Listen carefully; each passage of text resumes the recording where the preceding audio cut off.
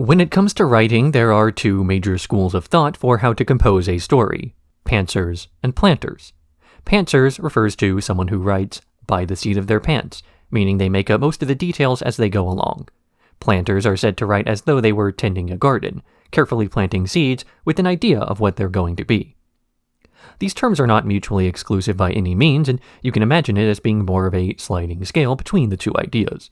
A planter might outline most of their story, but leave certain character traits up in the air to be decided in the moment, figure out how a real human would react to the plot, then tweak their personality to make it more fitting. Or they might use their knowledge of how the story's going to end to drop a bit of foreshadowing when necessary. And most pantsers aren't completely fabricating these story beats when it's time. Usually somebody writing by the seat of their pants will have one or two scenes in mind from the outset, and might even have the direction the story's headed in planned before typing a single word. In fact, as these writers work, they'll come up with an idea that they then place into an outline that they hop from scene to scene in, like their islands. Each of these styles has their own faults, but they have their own strengths as well. Pantsers are more likely to write themselves into a corner by making their ideal ending full of plot holes that ought to have been resolved sooner. Or they have a few good ideas for cool scenes, with no way to get from one to the other.